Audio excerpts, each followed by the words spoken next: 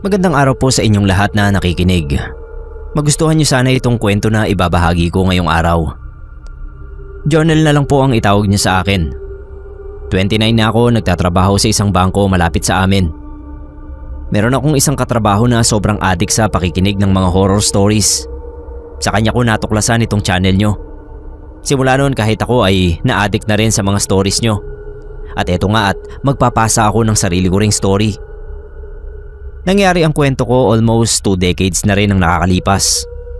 Ang mga magulang ko, pagsasaka ang hanap buhay. Nakabili sila ng lupa na pwedeng pagtaniman ng palay. At sa tabi ng palayan na yon, doon na rin kami nagtayo ng bahay. Nakakamiss yung bahay namin na yon. Sa umaga sobrang presko. Kapag binuksan mo yung bintana namin, makikita mo sa labas ang sobrang lawak na palayan na halos walang hanggan. Ang saya tuwing matatapos ang anihan kasi bukod sa maraming pera sila mama at papa, bakante na rin yung buong palayan na yon. Kaya pwede na kaming maglaro doon ng kahit ano. Ang dami kong kalaro nung bata pa ako. Mga anak din ng magsasaka tulad ko. Kapag naaalala ko nga sila, naiisip ko ano na kayang nangyari sa kanila.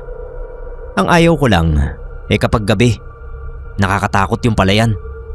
Ewan ko ba, sobrang dilim. Tapos uso pa sa lugar namin yung mga kwentong aswang at manananggal. Isang beses pagkatapos kumain, saglit akong sumilip sa saradong bintana namin. Inangat ko lang ng konti. Gusto ko lang makita kung gaano kadilim sa labas. Pagsilip ko, merong mga liwanag na hugis bilog. Umiikot-ikot sa palayan. Tinanong ko si mama kung ano ba yung mga bilog na yon. Wala siyang sinagot. Sabi lang niya, isara ko na raw yung bintana kasi papasok ang mga insekto galing sa labas. Madalas tuwing gabi, kapag alam kong hindi nakatingin si mama, sumisilip ako sa labas. Lagi kong nakikita yung mga bilog na yon. Ang liwanag nila. Kung pwede nga lang lapitan. Isang beses umalis si mama. Naiwan ako sa pangangalaga ni papa. Kaso pagod na pagod nung araw na yon si papa. Nakatulog siya sa sala namin. Nilakasan ko yung loob ko at dinala ko yung flashlight ni papa.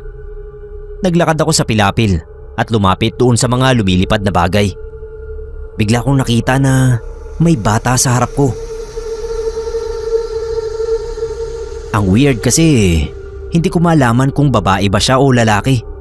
Tapos ang liwanag niya sa malapitan. Pinapaypay niya ako. Sabi pa, lumapit daw ako.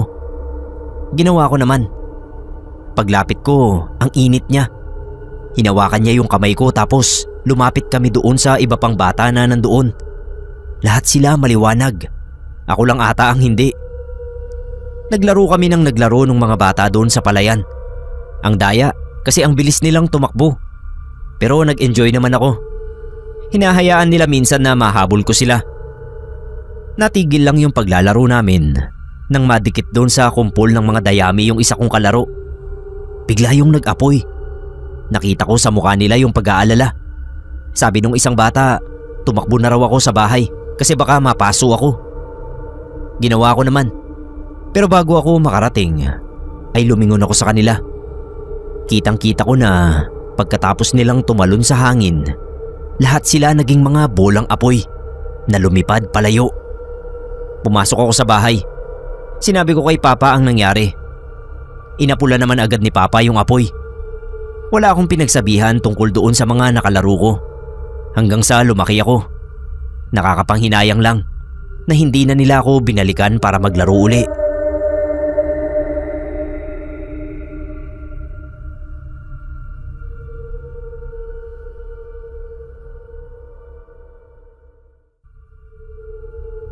Ako nga pala si Leo, tubong Batangas.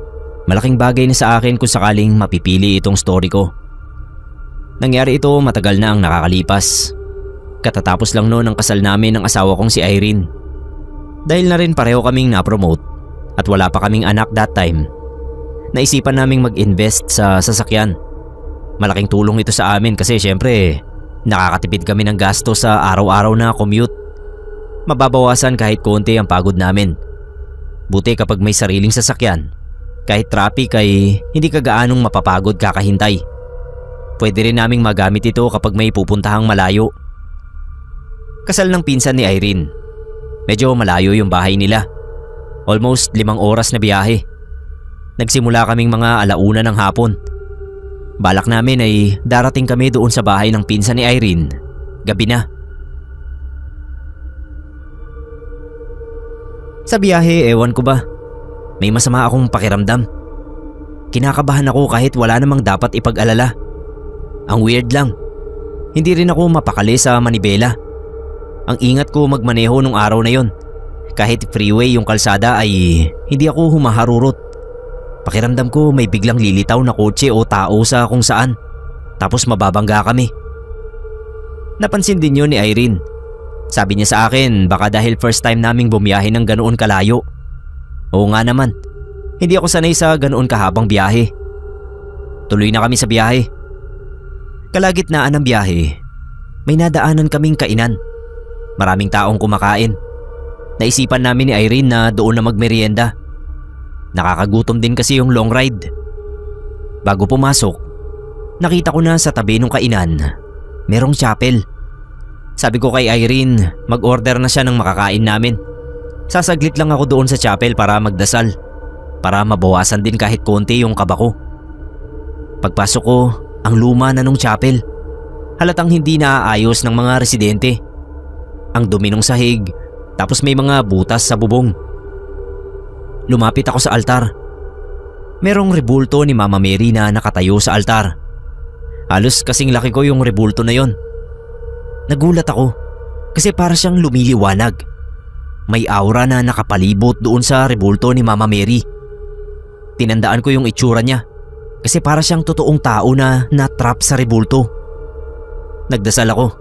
Muntik pa nga akong maiyak habang nagdarasal na hindi ko alam kung bakit. Nung matapos, tsaka na ako bumalik sa kainan. Masarap naman yung kinain namin. Medyo mahal nga lang ang presyo pero sulit naman. Madilim na nung sabi sa akin ni Irene na malapit na raw kami sa bahay ng pinsan niya. Medyo binilisan ko na rin yung pagpapaandar sa puntong yon. Sa isang intersection, dire-diretso ako ng andar kasi hindi ko nakita na isa pala yung intersection. Nagulat na lang ako na may lumabas na isa pang kotse sa left side ko. Sobrang bilis din ng andar. Huli na para sa preno. Kaya ang ginawa ko, iniwas ko na lang yung sasakyan namin para mabawasan yung impact. Slow-mo na noon ang pangyayari. Napatingin ako saglit sa rearview mirror namin. Nakita ko yung rebulto ni Mama Mary sa chapel na pinagdasalan ko. Nakaupo siya doon. Nakangiti sa akin. Tapos sobrang liwanag niya. Tinumbok kami nung sasakyan. Pero imbis na tumama sa amin, bigla na lang nasa kabilang bahagi na yung sasakyan. Dumiretso yun na para bang walang kakaibang nangyari. Kahit si Irene ay napasigaw sa gulat. Tumigil kami sa gilid ng daan. Nagkatinginan kami ni Irene. Sabi niya himala raw na ligtas kami. Tumango ako. Kinuwento ko sa kanya yung nakita ko. Yung tungkol sa rebulto ni Mama Mary doon sa chapel at tungkol sa nakita ko sa backseat. Himala nga raw talaga. Nailigtas kami. Maayos kaming nakarating doon sa bahay ng pinsan ni Irene. Nung pabalik na kami ay dinalaw uli namin yung chapel. Pero wala na yung rebulto ni Mama Mary na nagligtas sa buhay namin ni Irene. Sobrang kakaiba ng experience na yon, Sir Neb. Para bang tumagos lang yung kotse na dapat ay babangga sa amin.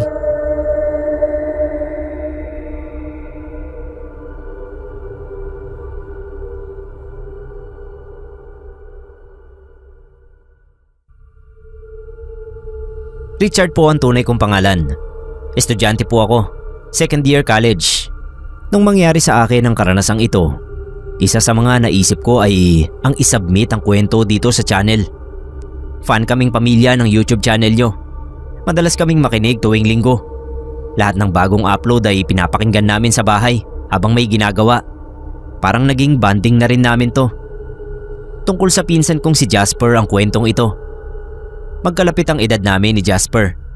Matanda lang ako ng almost 1.5 taon. Dahil malakas ang wifi sa bahay, Siya ang laging dumadalaw sa amin para maglaro ng Mobile Legends. Pagpasok niya sa garahe, isa sa lagi niyang ginagawa naguhugas siya ng kamay doon sa gripo malapit sa gate. Tsaka siya tatabi sa akin sa upuang kahoy. Yung ilaw namin sa garahe, may motion detector. So kapag matagal na kaming nakatutok sa cellphone, nagsasara yung ilaw. Magbubukas lang uli kapag isa sa amin ang tumayo. Madalas ay inaabot kami ng hanggang hating gabi sa paglalaro, lalo na kapag walang pasok kinabukasan.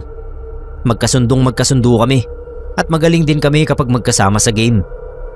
Nalaman namin na si Jasper ay meron palang sakit na malubha. Hindi ko sure kung anong eksaktong medical term, kaya hindi ko na lang babanggitin dito. Basta nang hina siya at halos hindi na makatayo sa kama. Sabi ko nga sa kanya lagi kapag dinadalaw ko siya sa ospital, magpagaling siya kasi maglalaro pa kami.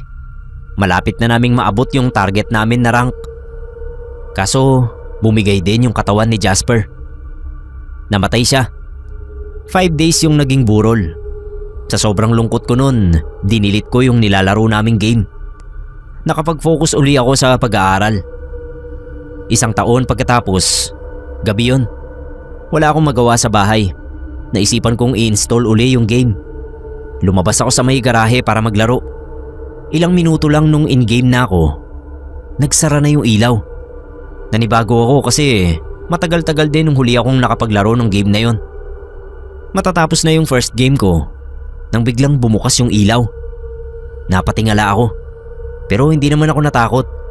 Naisip ko baka may kung anong na-detect yung ilaw na hindi ko nakita. Binalik ko yung tingin ko sa screen ng phone. Narinig ko na dahan-dahan na nagbukas yung gate namin. Tapos nagsara din yon ng dahan-dahan. Inabangan ko kung anong sunod na mangyayari. Nagulat ako nang bumukas yung gripo. Sa puntong yon, sobrang kaba ko na. Hindi ko maipaliwanag yung nararamdaman ko. Pero kahit takot na ako, hindi pa rin ako tumakbo palayo. Tapos may nakita akong mga yapak sa sahig. Basang yapak. Palapit ng palapit sa akin. Yung buong garahe lumamig. Sinarado ko yung phone at nilagay sa bulsa ko. Sakto na naramdaman ko na bumigat yung upuan. Para bang may umupo sa tabi ko. Doon na ako napatayo. Alam ko si Jasper yon. Dinalaw ako sa garahe kung saan kami laging naglalaro. Kinausap ko siya.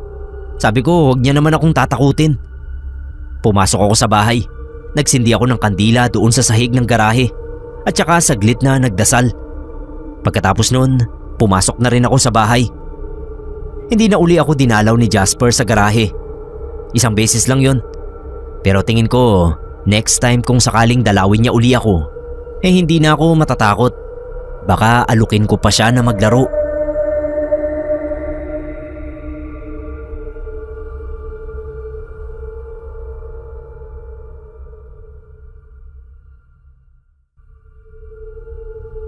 Kamusta po sa ating lahat? Tawagin niyo po akong Tarok. Yan po yung palayaw ko sa amin. 19 years old ako nang maranasan ko yung kakaibang karanasan na maski ang inang ko dati ay hindi mapaniwalaan. May kinalaman po sa ibang mundo, ang mundo ng mga engkanto. Sa maniwala po kayo't hindi, ay tunay po sila. Nag-e-exist sila sa mundo at hindi katang-isip lang. Siguro kaya rin naisulat ang tungkol sa kanila ng mga manunulat dahil nagkaroon sila ng basehan mula sa karanasan ng iba o sa sarili nilang karanasan. Ang ibabahagi ko sa inyo ay ako mismo ang nakaranas. Kaya maidedetalye ko sa inyo ng buong buo. Nung panahon na yon ng kabinataan ko, wala pa akong ibang trabaho kundi sa dagat. Nangingisda po kasama ng itang ko. Bago kami makarating sa dagat, ay dumadaan muna kami sa gubat. Doon talaga ang daan. Kung dadaan ka sa kalsada, mapapalayo ka. Hindi pa naman uso sa amin ang pamasahe noon. May pinsan ako na taga Maynila. Nung magbakasyon siya sa amin, sinama namin ni Itang sa pangingisda. Nagustuhan naman niya at nawili pa nga. Itago na lang natin siya sa pangalang Kyle. Magkasing edad lang kami. Bale, matanda lang pala ako sa kanya ng 1 buwan. Wala talaga siyang kaalam-alam sa pangingisda. Pero unti-unti ay natutunan niya. Madali lang naman kasi siyang turuan. Pati pasikot-sikot sa dagat tinuro ko sa kanya. Yung mga pwede at hindi pwede naming puntahan sa tubig. Bukod sa dagat, nagka-interes din siya sa gubat. Palinga-linga siya habang naglalakad kami ron. Maganda at malawak daw yung gubat namin. Sabi ko basta wag niyang kakalimutang magpatabi-tabi ay hindi siya maiengkanto. Tinanong niya ako kung totoo ba yung mga engkanto. Ang sagot ko naman ay totoo sila sa mga naniniwala, sa mga nakakita. Pero sa walang karanasan doon ay hindi sila totoo. Siyempre, paano sila maniniwala kung walang pruweba? Bigla siyang nagsalita na sana ay makakita siya ng tunay na engkanto. Gusto rin daw niyang makaranas ng kababalaghan para mapatunayan niya na totoo ang mga yon. Binatukan ko talaga siya. Huwag ka ako siyang magbiro ng ganun at huwag na niyang hilingin dahil baka mamaya pagbigyan ng kahilingan niya. Tsaka siya aatungal na ayaw na niya o sana ay hindi na siya nakaranas. Laking gubat ako, kaya kabisado ko na hindi lang ang mga daan sa gubat kundi maging ang mga panganib na nasa loob nun. Isang gabi mga bandang 8:00, pauwi pa lang kami galing sa pangingisda. Magkasunod lang kami sa paglalakad nila Kyle at Itang nang biglang mapahinto si Kyle. Napahinto rin tuloy kami ni Itang sa paglalakad. Kaya pala ay may nakita raw siyang nagliliwanag sa bandang kaliwa namin sa dulo. Tinatanaw ko pero hindi ko naman makita. Hinila niya ako sa kamay. Tignan daw namin.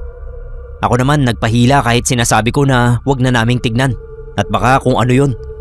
Sinigawan kami ni Itang at pinababalik. Sabi ng Itang, wag daw naming lalapitan ng liwanag. Delikado. Kaya hinila ko rin si Kyle pabalik. Napakamot na lang siya ng ulo kasi gusto talaga niyang makita kung ano ba yung nagliliwanag na yon. Pero hindi naman niya pwedeng suwayin si Itang. Sa totoo lang, sa lugar na yun na ako lumaki. Pero hindi ko pa nakita yung liwanag na sinasabi ni Kyle. Kwento ng Itang, bihira raw magpakita ang liwanag sa mga tao. Yun daw ang lagusan ng mga engkanto mula sa mundo nila papunta sa mundo natin. At ganoon din pabalik sa kanila. Sa oras na makita mo yun, ay huwag dapat pansinin. Kasi kapag pinansin mo, ay maaakit ka na at mahihirapan ka ng tanggihan ng paanyaya nila. Sa oras naman na maitawid ka nila sa lagusang yun, ay napakaswerte mo na kung makakabalik ka pa sa atin. Eh buti na lang kako at saglit lang nakita ni Kyle. Kung hindi baka naakit na siya. Tinanong ni Kyle ang Itang kung paano naman makakaiwas sa liwanag kung halimbawa ay makita mo ng harapan o kaya hindi sadya ay maakit ka na agad. Basta pag nakita raw yun, e ibaling mo agad sa iba ang paningin mo. Ikisap-kisap mo ang mga mata mo o kaya ay kusut-kusutin para mapaglabanan ng paghihipnotismo ng mga engkanto. Ang dami pang pag-uusisa ni Kyle tungkol sa nakita niyang liwanag. Kami na lang ang magkausap noon sa ilalim ng punong mangga sa harap ng bahay namin. May duyan doon. Nakahiga ako habang siya ay nakasandal sa puno at nagyoyosi. Sabi niya interesado raw talaga siyang malaman ang maraming bagay tungkol sa mga engkanto. Ano raw kaya kung balikan namin kapag tulog na sina Itang at Inang ko? Napailing na lang ako sa gusto niyang mangyari. Sabi ko naman marami na sa mga kababaryo namin ang naging biktima ng mga engkanto. Meron pang ang hindi na talaga nakabalik ayon sa matatanda sa lugar. Tanong niya kung nakakita na raw ba ako. Sabi ko hindi pa. Pero kahit hindi pa ako nakakakita, naniniwala ako. Kasi ang dami nang nakaranas sa baryo namin. Alam nga namang lahat sila ay nag-iimbento lang, di ba? Huwag na ako naming subukan at baka mapahamak lang kami pareho. Tapos ay inaya ko na siyang pumasok sa loob para matulog. Sabi niya mauna na raw ako. Alam ko naman daw na hindi siya sanay matulog ng maaga. Kasi sa Maynila 11:00 na nakatambay pa sila sa kalsada. Hinahanap-hanap daw ng katawan niya yung ganoong routine. Pero ako hindi sanay sa ganoon. Kaya nauna na akong pumasok sa bahay. Ewan ba't hindi ako mapakali. Hindi ako makatulog. Bumangon uli ako. Sakto pagdungaw ko sa bintana, nakita ko si Kyle na naglalakad na palayo. Tinawag ko siya. Sumenyas lang siya sa akin na wag daw akong maingay. Tapos tinuloy na yung paglalakad niya. Siyempre nag-alala ako. Naisip ko agad na babalikan niya yung liwanag na nakita niya sa gubat.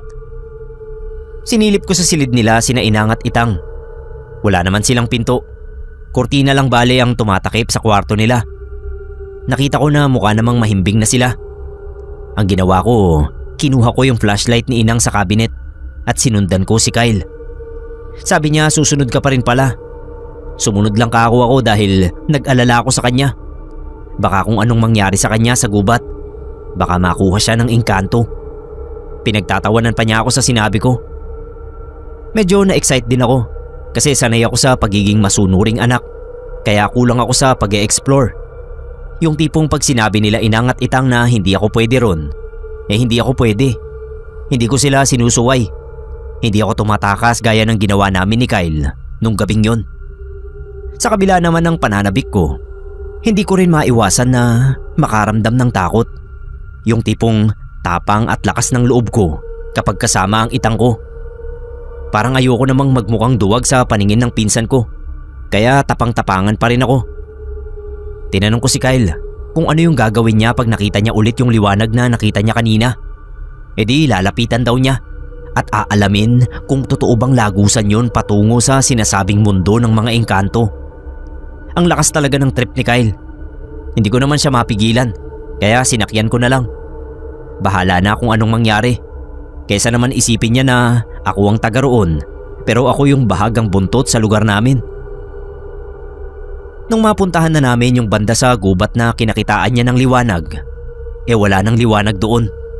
Balot ng dilim ang paligid at tanging huni ng mga kuliglig at tuko ang maririnig. Huminga ako ng malalim habang nagpapalinga-linga kami. Paano ka ako yan? Wala namang liwanag. Malamang sarado na yung lagusan. Baka nung makita niya kanina, pasara na talaga. Sayang, sabi niya. Medyo nakahinga ako ng maluwag nun kasi nga wala kaming nakita. Ibig sabihin, makakauwi na kaming ligtas. Wala nang nagawa si Kyle kundi sumunod na lang sa akin. Pero sabi niya babalik uli siya sa ibang gabi. Sigurado matsyempohan din niya yon bago matapos ang bakasyon niya. Napabuntong hininga na lang ako. Hindi pa kami nakakalayo nang pigilan ako ni Kyle sa braso. Ang liwanag daw bumalik. Natulala ako. Hindi pa namin kita ng buo, pero kita na yung sinag mula sa pinagmumulan.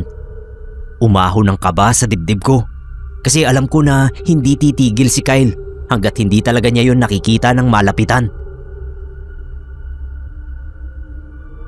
Naghihilahan kami ni Kyle. Nauunahan na ako ng takot kasi isipin mo saan manggagaling yung liwanag na yon kundi talagang makababalaghan, di ba? Pero si Kyle, wala ni katiting na takot sa katawan. Hinihila niya rin ako palapit sa liwanag. Nag-iba na yung aura niya hanggang sa mabitawan ko yung flashlight. Yumuko ako para kunin. Pagyuko ko ay tatakbo na sana si Kyle sa liwanag. Sa tingin ko naakit na talaga siya. Mabuti na lang at napatid ako. Tapos nahawakan ko siya sa mga paa. Natumba siya at pagkatumba niya, dinaganan ko siya. Tinakpan ko yung mga mata niya. Tapos pumikit din ako. Mariin. Mga ilang segundo ay nawala yung liwanag. Tinulak ako ni Kyle sa pagkakadagan ko sa kanya. Ano raw ba yung ginawa ko? Nawala tuloy yung liwanag. Namura ko siya ng di oras. Muntik na kako kaming mapahamak. Yun pa rin ang iniisip niya. Ang mapatunayan na meron talagang mundo ng engkanto. Hindi pa ba patunay yun na nakita na namin yung kakaibang liwanag na yun? Wala namang panggagalingan yun Wala namang poste sa gubat at wala ring kabahayan doon. Kaya malamang yun na yun. Ang lagusan ng mga engkanto. Hindi na siya kumibo. Naglakad na lang kami pauwi. Bago pa kami makarating sa bahay, ay nakasalubong na namin sina Itang at Inang. Hinahanap na pala kami. Napagalitan kami. Sabi ay nagising lang daw si Inang na wala na kami sa silid pareho. Kaya ginising na niya ang Itang para hanapin kami. Humingi naman ng dispensa si Kyle sa mga magulang ko at inamin na siya ang may kasalanan. Nung ikwento namin ang nangyari sa gubat, sabi ni Itang napakaswerte namin na ganoon lang ang nangyari at hindi kami natangay ng liwanag patungo sa ibang mundo na yon ng mga engkanto. Bilin na bilin niya na wag na namin yung uulitin. Isang hapon naman, habang inaayos namin ni Itang ang sira ng bangka, ay nakita ko si Kyle na kausap ang kababata kong si Etang. Mukhang nagkakamabutihan na sila. Matapos nilang mag-usap ay lumapit na si Kyle sa amin. Sabi ko nililigawan na ata niya si Etang. Buti kung magtatagal siya sa amin. Baka mamaya paasahin lang niya yung tao. Hindi raw. Nagustuhan daw talaga niya kaya seryoso siya.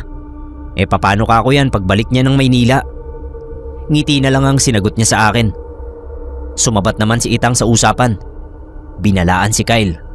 Aniya, walang kasing tapang sa lugar namin ng tatay ni Etang. Baka mapasubo siya kapag niloko at pinaiyak niya yung dalaga. Wala ngang makapangahas na manligaw kay Etang dahil sa tatay na strikto. Ganun po ba? Yun lang ang sinagot ni Kyle sa mga sinabi ni Itang. Mga ilang araw pa ang lumipas. Sa pangingisda ulit namin ng gabi ay napansin kong tahimik si Kyle. Nawala yung kadaldalan niya, kaya binunggo ko siya sa balikat. Sabay tanong kung anong drama niya. Umiling lang siya. Hindi na rin siya nangungulit pagdaan namin sa banda ng gubat na kinakitaan namin ng liwanag. At wala na rin naman kaming nakita. Pero nung madaling araw na, mga 1:00 yata o 2:00, hindi ko na matandaan ang oras. Basta alam ko madaling araw yon. Naalimpungatan ako. Wala si Kyle sa higaan namin. Nakikishare lang kasi siya ng higaan sa akin. Kasi nga nagbabakasyon lang naman siya. Bumangon ako. Tinignan ko siya sa kusina, sa banyo. Sinilip ko rin siya sa labas kung nagyoyosi.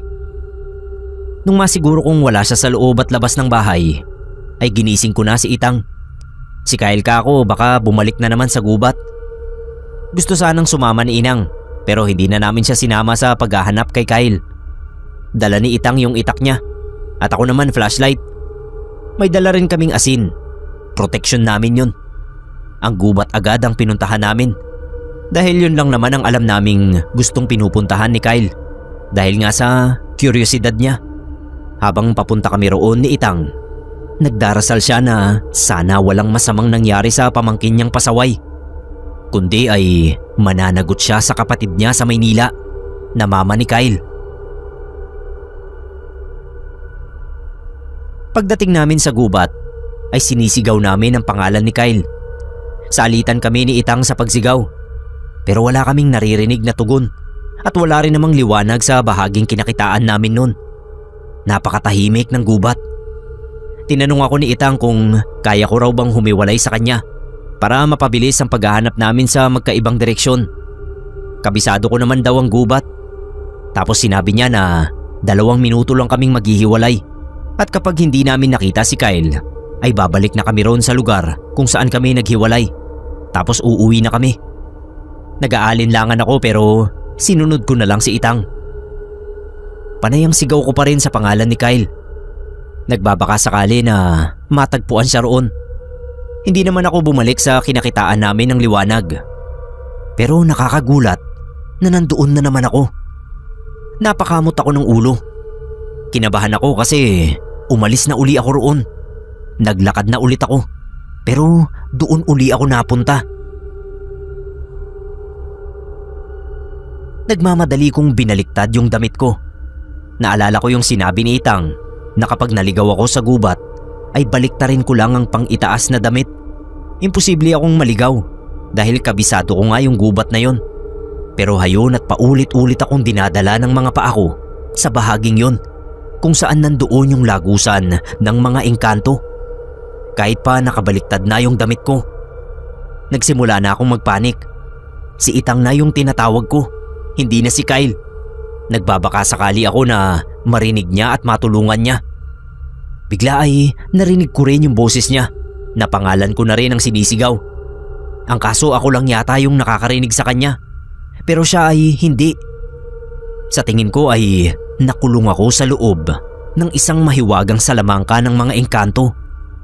Nakumpirma ko yon ng unti-unti mula sa manipis na sinag ay palinaw ng palinaw ang liwanag na biglang lumitaw sa harapan ko mismo hanggang sa nasilaw na lang ako. Sinubukan ko pang ikurap-kurap yung mga mata ko. Kinusot-kusot at pumikit din ako. Pero hindi umubra. Huli na yata. Dudukutin ko sana yung asin sa bulsa ko. Pero biglang nanigas yung kamay ko. Hindi ko maintindihan ang nangyayari. Kahit anong parte ng katawan ko ay hindi ko na maigalaw. Kaya grabe yung kabang bumalot sa akin. Hanggang sa naramdaman ko na may malakas na puwersang pilit humahatak sa akin. Palapit palalo sa liwanag. Ninervyos talaga ako dahil alam kong yun na yun. Kinukuha na ako ng mga engkanto at wala akong magawa sa lakas ng nakakatakot na puwersa na yun. Pinilit ko pa rin naman laban kahit alam kong wala na akong kalaban-laban. Ang huli kong narinig ay ang boses ni Itang na tinatawag pa rin ako bago ako nawalan ng malay. Akala ko katapusan ko na. Pagdilat ko, nakahiga ako dun sa parang damuhan. Napabangon ako ng upo. Yun na yung parte na maaaring hindi ka panipaniwala sa iba. Alam kong nasa ibang mundo na ako. Nangingintab kasi yung paligid na hindi ordinaryo sa mundo natin. Maliwanag yung paligid. Hindi gabi. Yung mga puno, halaman, bulaklak, iisa ang kulay. Kulay ginto. Pero hindi ko alam kung totoong ginto nga yun. Basta yun lang yung kulay. Gusto ko nga sanang hawakan pero nakakatakot na baka pag hinawakan ko kung ano ang mangyari sa akin. Baka bigla na lang akong maging estatwa ron na ganoon din ang kulay. Nagpalinga-linga ako habang yakap ang sarili. Wala akong makita na buhay na tao man o engkanto. Kaya ganoon na lang yung kaba ko. Nagpasalamat na lang ako dahil nakakahinga ako ng maayos. Ibig sabihin, buhay ako sa mundo na yon. Dahan-dahan akong tumayo. Napakalawak ng lugar na yon pero nakakatakot ang ambience. May kakaiba akong tunog na naririnig. Para bang sumisipol ng mahaba at matinis. Pumikit ako. Pinakinggan kong mabuti kung saan nanggagaling ang tunog. Naisip ko na hindi lang yun nanggagaling sa iisang direksyon, kundi sa iba't ibang panig doon. Hindi ako makaalis sa kinatatayuan ko. Natatakot ako na baka pag humakbang ako ay ikapahamak ko. Sa halip ang naisip ko ay tawagin uli si Itang. Sumigaw uli ako ng paulit-ulit. Pero tulad ng nangyari sa gubat, mukhang hindi niya ako naririnig. At hindi ko rin naman marinig ang boses niyang tumatawag sa pangalan ko. Yung iyak na kanina ko pa pinipigilan, hindi ko na talaga napigilan. Para akong batang naiwan ng magulang sa ilang na lugar. Umiyak ako ng umiyak hanggang sa mapagod ako. Naalala ko yung asin sa bulsa ko. Nandoon pa rin naman pero hindi ko na muna nilabas. Nire-reserba ko sa posibleng panganib na kaharapin ko ron. Naisip ko kung hindi ako aalis sa kinatatayuan ko, walang mangyayari. Kaya nagpasya akong humakbang. Paunti-unti lang. Nakikiramdam pa akong mabuti sa paligid kung anong mangyayari sa bawat paghakbang ko. Okay naman. Nakahakbang naman ako ng maayos kaya pinagpatuloy ko na yung paglalakad-lakad sa paligid. Wala akong makitang kabahayan pero may napansin ako. Mga butas sa lupa. Yung tipong kasyang lumusot ang isang tao. Marami. Parang sa bawat 10 hakbang ko meron ulit. Hindi maalis-alis yung kaba ko. Anong klase ba talaga yung mundo na yon? Ilang saglit pa ay napaatras ako nang bigla ay magsulputan mula sa mga butas yung mga kakaibang nilalang. Wangis tao ang mukha nila na sobrang puputi. Pero yung mga katawan ay parang sa ahas at iisa lang din ang kulay. Gaya ng sa mga puno at halamang nandoon. May mga dala silang prutas na sa tingin ko ay itim na ubas. Hindi ko nga lang sigurado kung ubas ba talaga. Para bang inaalok nila sa akin. Kaso naman yung mga mukha nila mukhang galit. Natakot ako. Hindi ko na hinintay na atakihin pa nila ako. Tumakbo na ako kahit hindi ko alam kung saan ako pupunta.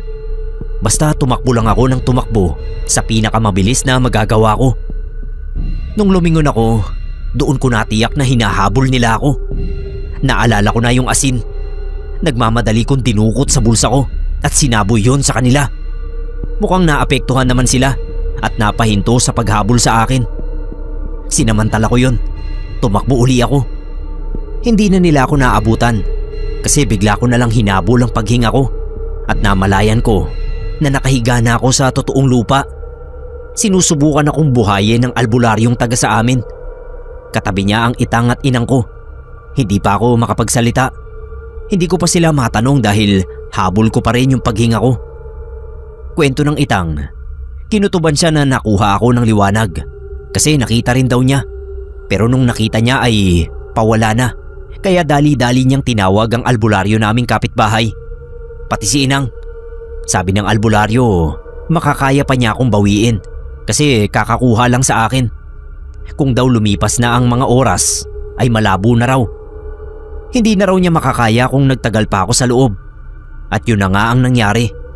Niluwa ako ng liwanag matapos mag-orasyon mismo doon ng albularyo.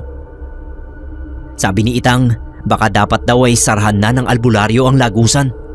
Pero sabi naman ng albularyo, mahirap. Hindi niya kayang mag-isa. Posible raw siguro kung marami silang albularyo na magtutulong-tulong. Bihira naman daw magbukas ang lagusan. Pero kapag may tinarget na makuha yon, hindi raw yon titigil hanggat hindi nakukuha ang target nila. At malamang na ako nga yung tinatarget. Umuwi na muna kami kasi hinang-hina ako at natutulala ako sa mga nakita ko sa mundo ng mga engkanto. Ilang araw din akong ganun. Naiintindihan ko naman ang sinasabi nila Inang at Itang. Aware ako sa nangyayari sa paligid ko. Pero alam nyo yun?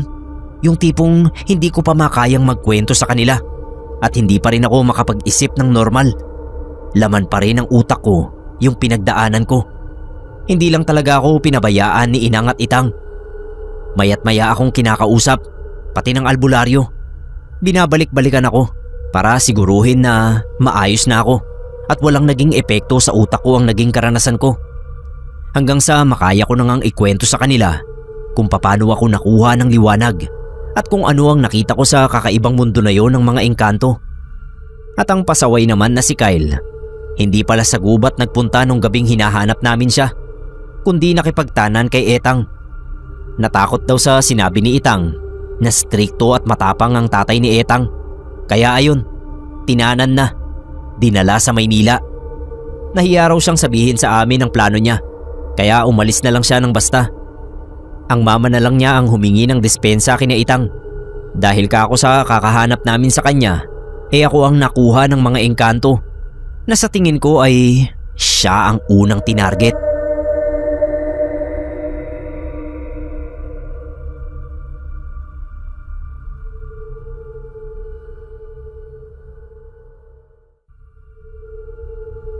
Hello po sa lahat ng nakikinig. Arian nga po pala. Sa ngayon ay dito ako sa Valenzuela nakatira. 2 years ako nang lumipat kami kasi yung napangasawa ko nandito ang trabaho. Meron na kaming isang anak. Bale online seller po ako. Kapag nag-aayos ng mga bagay-bagay dito sa bahay, kayo lagi ang pinapakinggan ko. Sana mabasa nyo ito at maisama sa gagawing video. Noong 22 pa lang ako, bale fresh graduate pa ako, kinuha ako ng kapitan namin. Sabi niya ako na raw ang magiging sekretary ng barangay. May proper training naman ako sa ganoong trabaho, kaya tinanggap ko na. Isang beses nalaman namin na meron palang mga turista na umakyat doon sa gubat na sakop ng barangay namin. Usong camping site yon ng mga adventurer na naghahanap ng thrill. Medyo matarik yung kagubatan na yon. Delikado kasi may mga parte na puro bangin ang gilid ng dadaanan. Isang maling galaw mo ay pwede kang mahulog dun sa bangin at himala na lang kung makakaligtas ka. Ang proper courtesy, dapat magpapaalam muna sa barangay na aakyat doon sa bundok. Pero hindi ginawa yun nung dumayong turista. 2 sila. Ayon dun mismo sa mga nakakita, mukhang mag-asawa. Edad 30s daw yung 2. Mukhang magkakamping sa gubat base sa dami ng dala nila. After 2 days, wala pa rin kaming balita na nakababa na yung mag-asawang umakyat sa gubat. Hanggang sa may pumunta ng kamag-anak. Melissa yung pangalan. Sabi niya kuya niya raw yung lalaki. Nagpaalam daw ito sa kanya. Naakyat lang silang mag-asawa doon sa gubat ng isang gabi. Kaso 3 days na at hindi pa rin nakakababa ang mga yon. Tinulungan namin si Melissa. Lahat ng tanod sa barangay ay umakyat doon sa gubat. Meron ding mga kasama si Melissa na tumulong sa paghahanap. Pero after 3 days, wala kaming makita kahit gamit lang nung mag-asawa. May pinadala rin yung munisipyo ng mga expert sa rescue mission at ilang pulis. Hindi pa rin sumusuko itong si Melissa. Ako lagi ang nakakausap niya nung mga araw na naghahanap kami. Sabi niya sa akin, alam niya na raw na patay na yung kapatid at sister-in-law niya. Masaya na raw siya kahit katawan na lang ng mga ito ang makita namin. Sa ikalawang araw, sinabi namin kay Melissa na yun na ang huling beses na tutulong kami. Kasi meron din kaming ibang bagay na dapat asikasuhin. Nung araw na yon kahit ako ay umakyat na rin para tumulong sa paghahanap. Dapat mga 5 PM ay uwian na. Pero dahil last day na rin naman yun at meron naman kaming mga ilaw, napagpasyahan namin na i-extend hanggang alas 7 ang paghahanap. Nung pumatak na ang alas 6, may nakita yung mga tanod doon sa malalim na bangin. Meron daw liwanag galing doon. Pinuntahan namin ni Melissa. Meron nga. Kaso nasa pinakailalim ng bangin. Gumamit ng mga tali at harness yung mga tanod. Medyo nabuhayan ng loob si Melissa sa pagkakataon na yon. Pwedeng buhay pa yung kuya niya at asawa nito. Halos oras bago nakababa ng ligtas yung mga magre-rescue. Niradyo nila sa amin ang nakita nila doon. May 2 bangkay raw na tugma sa description ni Melissa. Yung isa may hawak pa na flashlight, nakabukas. Alam ko hindi yun napansin ni Melissa, pero ako kinilabutan sa narinig. Patay na yung kuya niya, so paano niya magagawang ilawan yung itaas ng bangin para makita namin na nandoon sila sa ibaba nun? Tingin ko tinulungan kami ng kaluluwa ng kuya ni Melissa para mahanap ang bangkay nila sa huling araw ng paghahanap namin. Pumunta kami nung araw ng libing ng mag-asawa. Nagpasalamat sa amin si Melissa at yung pamilya nila. Nakita ko na sinama sa kabaong yung flashlight na hawak ng kuya niya nung makita sila sa bangin.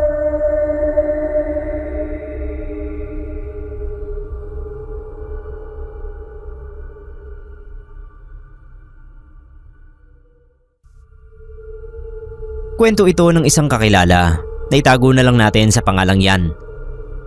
Katrabaho ko si Yan. Taga-probinsya yon. Doon siya nakatira for almost 30 years din hanggang sa lumipat sila dito sa Taguig at dito na rin siya nakahanap ng mas maayos na trabaho. Ang dami niyang kwento sa amin. Feeling ko nga pwede siyang maging writer sa dami niyang kwentong baon kapag nagiinuman kami. Nung marinig ko itong partikular na kwentong ito, naisip ko na ipasa dito sa channel. Nagpaalam naman ako kay Yan at sabi niya okay lang sa kanya. Noong 19 years old daw siya, naging problema nila yung madalas na atake ng mga aswang sa kanilang munting baryo. Nung una, mga alagang hayop lang daw ang inaatake nun. Malaking perwisyo kasi isa yun sa mga pangunahing pinagkukunan nila ng kita. Umabot sa punto na may isang batang babae ang natagpo ang patay sa may maisan. Doon na nagpasya yung mga residente na patayin yung aswang. Kaso may problema. Hindi nila alam kung paano nila ito papatayin. Kung gagamit sila ng sundang at iba pang armas, bago pa sila makalapit ay siguradong nakatakas na yung aswang palayo.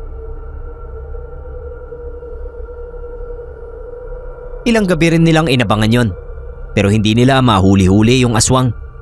Ang bilis ng kilos at saka sobrang taas tumalon. Ngayon meron silang isang residente na nakaisip ng kakaibang ideya. Kolektahin daw nila yung mga flashlight sa bahay. Tapos dadalhin nila ito sa simbahan para pabindisyonan sa pari. May mga kumontra syempre, pero sabi naman ng ilan, subok lang. Kung hindi gumana tsaka ulit mag-isip ng panibagong plano. Ginawa naman nung pare ang lahat ng klaseng bendisyon.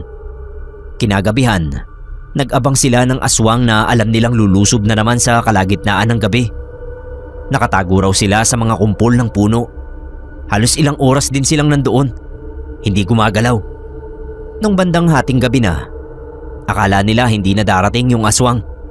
hanggang sa naamoy daw nila yung amoy nitong parang nabubulok na karne. Alam nilang paparating na yung aswang. Naglalakad daw yun. Hinintay nilang makarating sa tapat nila mismo. Ayon kay Yan, mukha naman daw tao yung aswang pero sobrang laki ng katawan at saka mabalahibo. Magulo ang buhok, matalas ang ngipin at yung mata kulay pula. Nung nasa tapat na nila yung aswang, sabay-sabay silang tumayo galing doon sa mga puno at tinutok nila yung flashlight sa aswang. Wala raw yung nagawa. Yung liwanag ng flashlight ay parang sinunog yung katawan ng aswang. Sa una natumba lang daw ito at kumakawag-kawag sa lupa. Sumisigaw. Hindi raw nila tinigil ang pagtutok doon. Tsaka nila nakita na unti-unting natutunaw yung balat ng aswang. Nagiging abo at lumilipad sa hangin. Tumigil na raw yun sa paggalaw hanggang sa halos wala nang natira. Nung matapos sila ay tanging itim na abo na lang daw ang natira sa lupa. Simula noon hindi na raw sila ginambala ng mga aswang. Tumahimik na raw uli ang gabi nila at hindi na natakot ang mga residente na maglakad sa gabi. Naging kaugalian na rin daw sa kanila na ipabendisyon ng bagong biling flashlight at kailangan may dala kang ganun kung sakaling maglalakad ka sa gabi. Sabi ni Yan, hindi raw siya sigurado kung dahil lang ba talaga sa pagpapabendisyon ng flashlight kaya naging epektibo yun sa pagpuksa doon sa aswang. O baka naman dahil lang din talaga sa matinding pananampalataya nilang mga residente.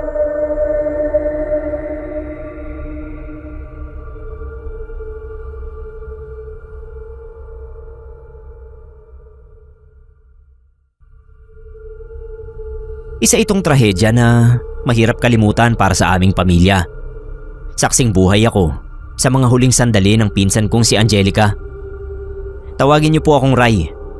Ang kwentong ibabahagi ko ay tungkol sa misteryosong pagkamatay ng pinsan kong si Angelica. Nangyari yun noong binaha ang lugar namin dahil sa bagyong Sendong. Gabi yun, hindi kami makatulog dahil sa tuloy-tuloy na pag-ulan. Natatakot kami na baka kapag natulog kami, biglang tumaas yung hanggang bewang na baha. Sabi ng tatay ko noon, kapag tumaas pa yung tubig hanggang sa lagayan ng sulat sa gate namin, ay pupunta na kami sa evacuation center. Nung mga sandaling yun ay isang talampakan na lang ay aabutin na nga ng baha yung mailbox. Blackout na noon dahil maraming poste ang nagsibagsakan. Napakadilim ng gabi tapos sumisipol pa yung malakas na hangin. Apocalypse na talaga ang datingan at naiiyak na ako sa takot. Walang ano-ano, itong si Angelica ay tumayo mula sa pagkakaupo sa monoblock doon sa terrace. Sabay may tinuro sa labas.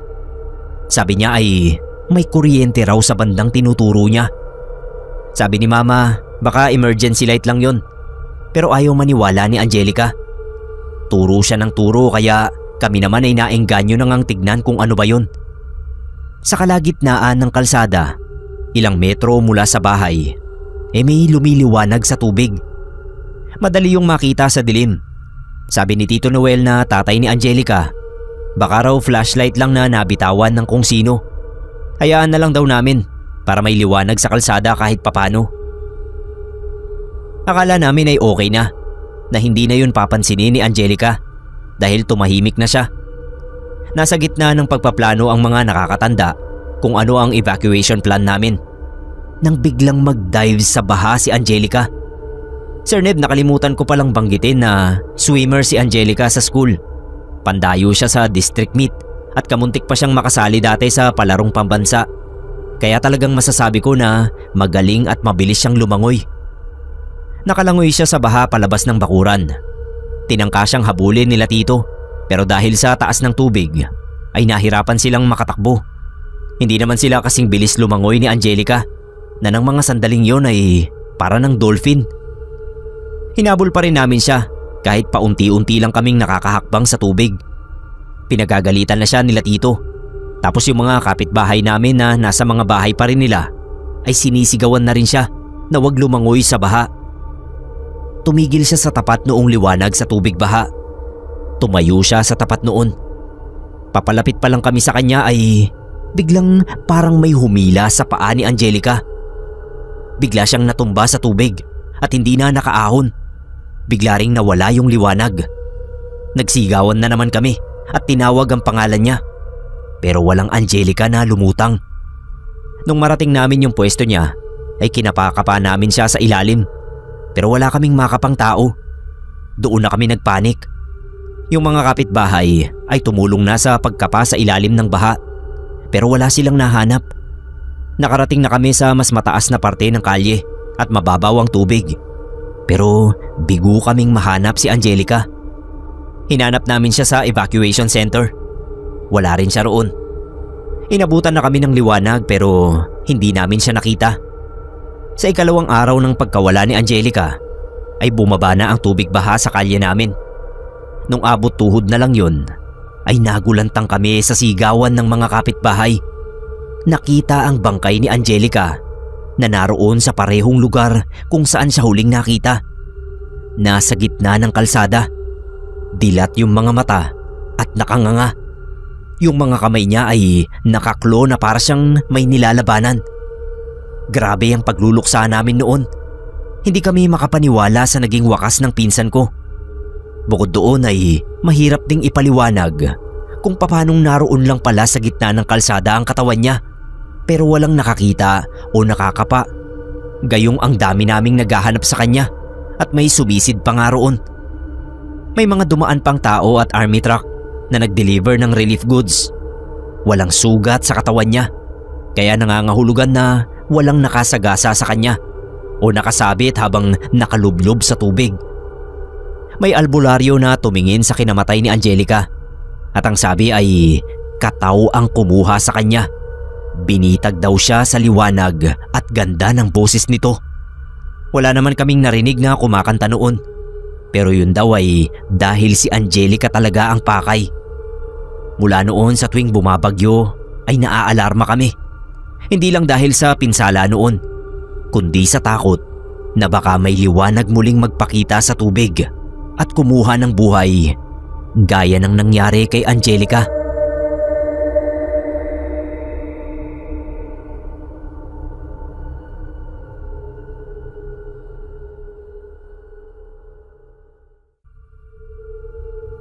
Sir Neb, congrats po sa 1 million subs. Grabe, sobrang nakaka-proud naman. Alam nyo, sa sobrang tuwa ko sa pag-hit nyo ng ganyan karaming subs, bigla kong naalala yung isang horror experience ko noong high school. Sana mapansin nyo ito at mabasa. Katatapos lang ng high school graduation namin noon, taong 2005. Yung celebration naming magkakaklase at magkakaibigan ay sinabay na rin sa birthday ng isa naming tropa. Total ay 3 days after graduation lang naman yun. Doon kami nag-celebrate sa bahay ni na Ramil, yung may birthday. May handa siya, pero mas dumami pa dahil nag-ambag pa kami ng kanya-kanyang pagkain. Parang potluck. Pinayagan din kami ng parents ni Ramil na mag-inuman. Basta wala raw lalabas ng bakuran nila. Doon na raw kami matutulog lahat. Ang solid, inuman, konting pulutan, tawanan. Parang ordinaryong inuman lang sa mga magkakaibigan. Nasa gitna kami ng kwentuhan nang maglabas ng kamera si Wilson. Yung medyo may kaya sa aming lahat. Nung panahon na yon, hindi naman lahat ay may kaya na makabili ng digicam o kahit cellphone na may kamera. Lalo kaming nagkasiyahan kasi magkakaroon kami ng remembrance sa masayang araw na yon. Nakailang shot din. Meron pang video. Pero mas marami yung pictures syempre. Nung mag-decide kami na magpa-picture na magkakasama, as in yung kumpleto talaga kaming lahat, ay nakisuyo kami sa isang kapatid ni Ramil. Kung pwede ay siya yung kumuha ng picture naming magkakaklase. Pumorma na kami sa iisang frame. Pag-click ng shutter, halos nabulag ako sa lakas ng flash. Ramdam kong para akong na-flashbang. Masakit sa mata, kaya napapikit ako. Nung magmulat uli ako, nagtatawanan na yung iba dahil halatang nagulat din sila. Grabe yung flash pre! Akala ko sinusundo na ako ni Papa God. Biro ng isa. Tumawa lang kami. Parang wala lang. Nagpasalamat kami sa kapatid ni Ramil. Nakakamot-kamot sa batok habang natatawa dahil nga sa lakas ng liwanag. Tawanan kami ng tawanan pagkakita sa picture na yon. Paano ba naman lahat kami nakapikit? May nagbiro pa na para daw kaming natutulog lang. Nakisuyo uli kami sa kapatid ni Ramil na ulitin yung shot. Pumayag naman siya habang tatawa-tawa na tinitignan yung picture namin. Pero maya-maya ay nagsalita siya. "Sino to? Ang tatag ng eyeballs, siya lang yung nakamulat eh." Tumawa pa siya. Tinignan nila Wilson at Ramil ang tinuturo niya at kitang-kita talaga na nagulat silang dalawa. Dahil sa reaksyon nila ay naengganyo kaming makitingin uli sa picture. Buong barkada nga ang nasa picture. Nakangiti. May nagtataas pa ng bote. May nakapikit dahil nabigla sa flash. Pero sa pinakagitna, sa likod mismo, may isa pang nakatayo at nakangiti. Siya lang ang hindi nakapikit. Si Mark, kaibigan din namin. Ang problema, ilang buwan nang patay si Mark. Natahimik kaming lahat. Nakatitig lang sa maliit na screen ng kamera. May ibang napamura. May iba namang natawa at in denial pa. Edit daw. Paano mangyayari yun? Wala pang ilang segundo nang mapicturan kami. Pinilit naming baliwalain ang nangyari. Tumawa na lang kami. Yung masayang party ay nauwi sa pag-alala sa kanya. Parang kausap lang namin siya habang kinukwento ang mga nangyari noong nawala siya. Namatay kasi sa aksidente sa motor si Mark. 3 months pa lang na nagbabalik klase noon. Biglaan. Akala namin makakagraduate kami ng kumpleto. Kaso dahil nga sa pagkamatay niya ay nabawasan kami. Siguro gusto lang niyang makasama sa picture ng section namin. Baka dumaan siya para ipaalala na hindi siya nakalimot. O baka para ipakita na kahit wala na siya, kasama pa rin siya sa grupo. Wala akong kopya ng picture namin na yon. Dahil pagkatapos ng birthday party / graduation party namin, ay nawalan na kami ng communication ni Wilson. Sa Maynila kasi siya nag-aral. Samantalang ako ay dito lang sa probinsya namin. Pero kailan lang ay nagkaroon uli kami ng contact. Dahil in-add kami ng isa pa naming kabatch para sa anniversary ng batch 2005. Nasa iisang GC kaming lahat at doon ko na lang uli nakausap ang mga kaklase at kaibigan ko. Napag-usapan nga uli ang picture namin noon. Sabi ni Wilson nasa kanya pa rin daw yung memory card. Pero hindi niya lang alam kung saan niya nilagay. Kapag daw nakita niya ay isesend niya sa akin. Sisend ko po sa inyo kapag natanggap ko. Sana po kahit maisingit nyo lang sa isa sa mga stories nyo. Maraming salamat po kung mapipili ang kwento ko.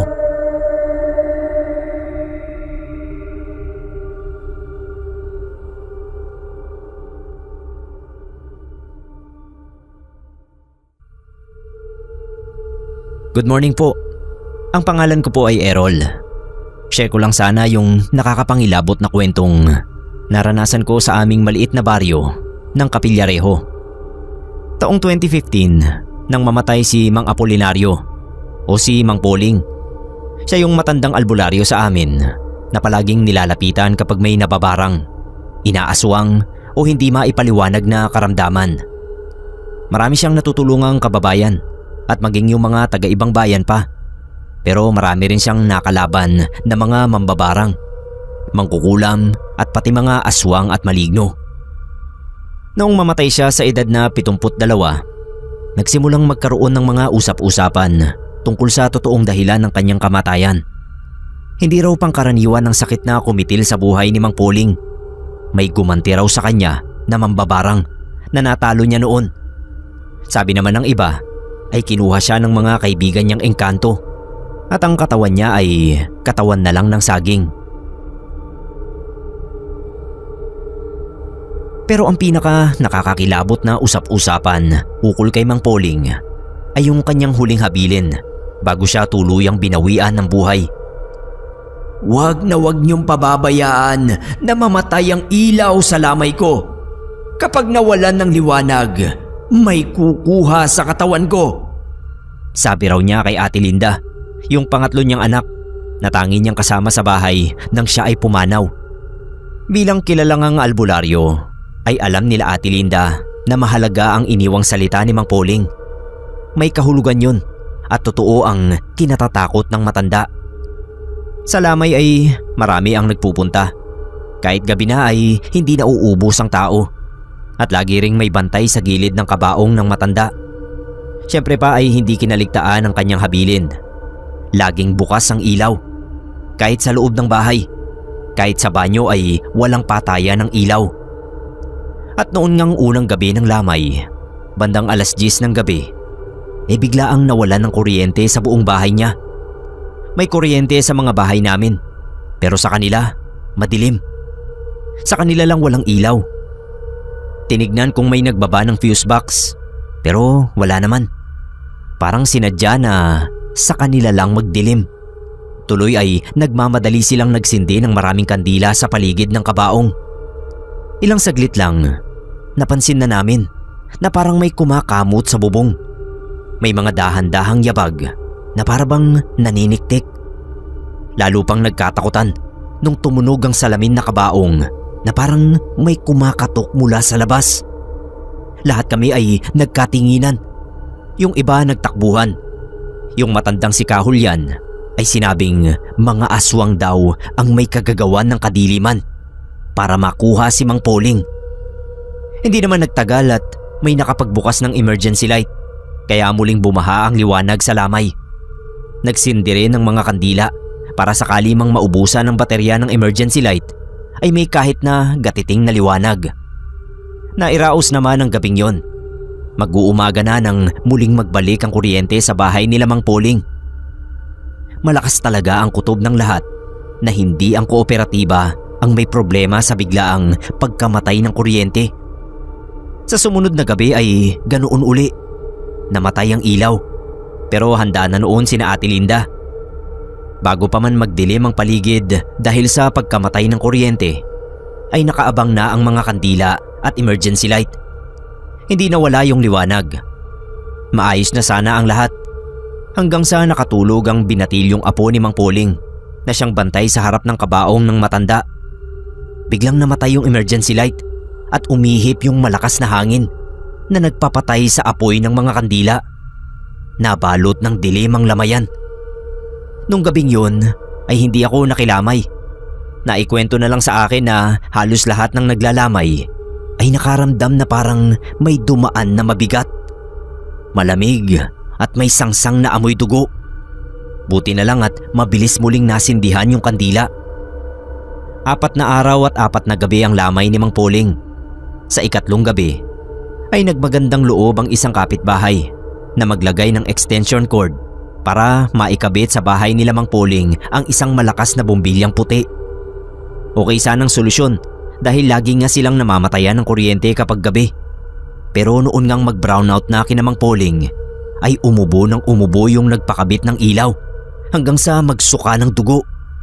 Parang tinatarget din ito ng mga nilalang na umaaligid kapag dumidilim kina Mang Poling. Sina Ate Linda na ang kusang nag-alis ng extension at bumalik sa paggamit ng emergency light at kandila. Kesa naman daw may madisgrasya pang iba. Nung mabunot nga yung extension cord, ay himalang huminto ang kauubo ng kapitbahay namin na nagmagandang loob lang naman. May iba pa raw na nakakita na sa sandaling kadiliman ay may mga mata sa paligid ng bahay nila Mang Poling. Mapupula, parang nakatitig sa kabaong ng namayapa. Mga aswang daw yun na siyang nagnanais na makuha ang katawan ng albularyo. Pagdating ng huling gabi ng lamay, mas lalong binantayan ng kabaong. Malalaking kandila na ang nilagay sa ulunan, 2 sa paanan at tig-1 sa magkabilang gilid ng kabaong. May bantay pa uli na laging may kaharap na kape na panlaban sa antok. Pero kahit ganoon, nung lumalim ang gabi ay bigla na lang sabay-sabay namatay ang ilaw, maging yung apoy ng mga kandila. Wala ni isang liwanag ang naiwan. Nakilamay ako noon dahil huling gabi na nga at talaga namang tumindig ang balahibo ko nung may malakas na kalabog mula sa bubungan. Doon na nagkasigawan yung mga nakikilamay at nagkatakbuhan. Yung mga magkakamag-anak na naiwan, napakapit na lang sa kabaong para protektahan yun. Pero sa awa naman ng Diyos, mabilis na nasindihan ulit ng isa sa mga anak ni Mang Poling ang mga kandila. Nung bumalik ang liwanag, maayos ang kabaong at payapa roon si Mang Poling.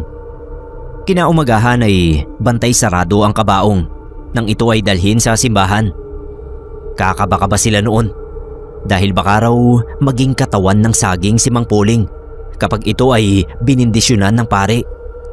Sa awa naman ng Diyos ay hindi yun nangyari. Maayos na nabindisyonan ng yumao. Ihahatid na ito sa huling hantungan nang magkaroon na naman ng bulong-bulungan. Merong mga nakisama sa pagpuprosesyon kay Mang Poling na hindi nakikilala ng sino man sa amin. 3 babae at 4 na lalaki yun na nakihalubilo sa mga naglalakad. Hindi ko alam na yun palang lalaking sinusundan namin ng nanay ko ay isa sa mga hindi kilalang nakikihalubilo. Reklamo pa naman ng reklamo si nanay na ang sama daw ng amoy ng nasa unahan namin. Kakaiba yung amoy. Para siyang sobrang tamis na prutas na masakit sa ilong. Pinaghalong lansa at tamis. Kung ipaliliwanag ko ng mas eksakto, parang saging at kamatis na sobrang hinog. Yung papunta na sa bulok. Tapos may konting halo ng sardinas. Ganoon. At matingkad na matingkad yung amoy dahil katirikan ng araw. Sa totoo lang ay napapabahing ako noon dahil sumusuot talaga sa kaloob-looban ng bungo ko. Hinila ako ni nanay para lumayo roon sa lalaki dahil talaga namang magkukolaps daw siya sa amoy. Bilang mga kapitbahay din ang nandoon, edi naikwento agad ni nanay sa iba naming kasama ang amoy ng lalaki. Doon na nga namin nalaman na hindi lang pala ito ang may ganoong amoy. May iba na ring tao ang na-encounter nga yung mababahong yun. 3 babaeng araw at 4 na lalaki. Sa kwento ng iba ay parabang nakapaikot sa mga nakasunod sa karo.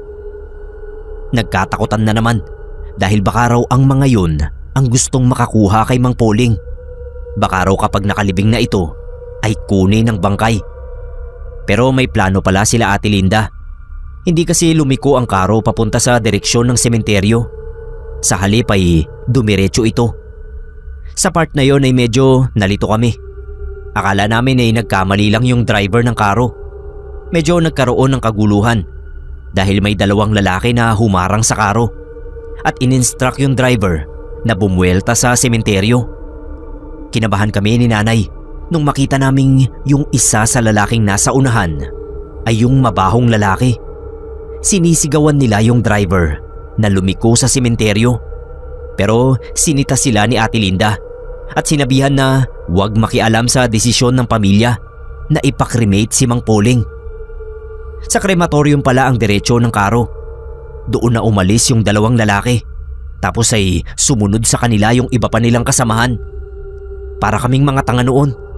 Nagsaya talaga kami nang umalis yung mga yun. Nung makarating sa krematorium ay tsaka lang nagsiuwian kaming mga nakipaglibing. Matapos i-cremate si Mang Poling ay sinaboy sa dagat yung abo niya. Sabi pa ni Kuya Rufo, yung panganay na anak ni Mang Poling, kahit daw noong nasa urn pa ang abo ng albularyo at nagdadrive na sila papuntang dagat, ay may napansin pa rin silang sumusunod sa kanila. Nawala lang daw yon nang naisaboy na nila yung abo. Ayon sa matatanda, desperado ang mga aswang na makuha ang katawan, kahit man lang yung abo ni Mang Poling, para gamitin yon sa kanilang ritual. Siguro daw ay sobrang lakas talaga ni Mang Poling na kahit alikabok na lang ito ay may kapangyarihan pa rin. Yun nga lang, nakakapagtaka kung ano talaga ang kanyang kinamatay.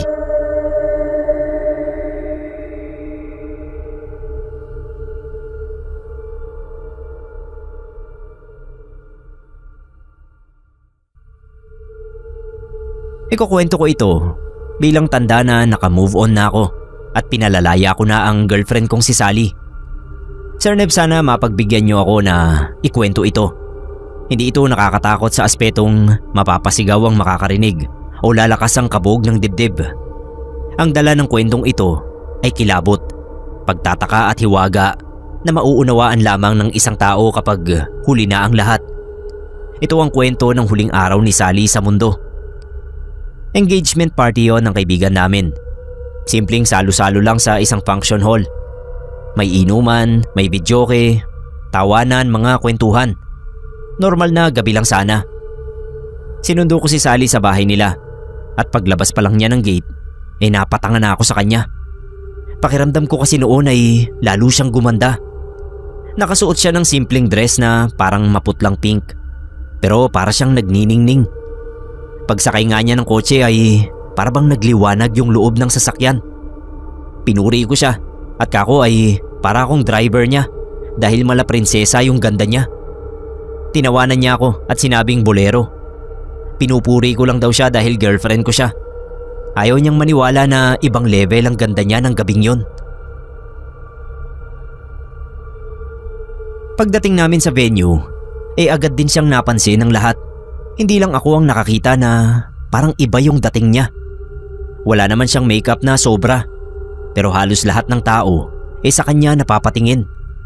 Sabi pa niya sa akin ay parang pinaprank siya ng mga kakilala namin dahil sa sobrang papuri. "Uy, ang ganda mo lalo, Sally.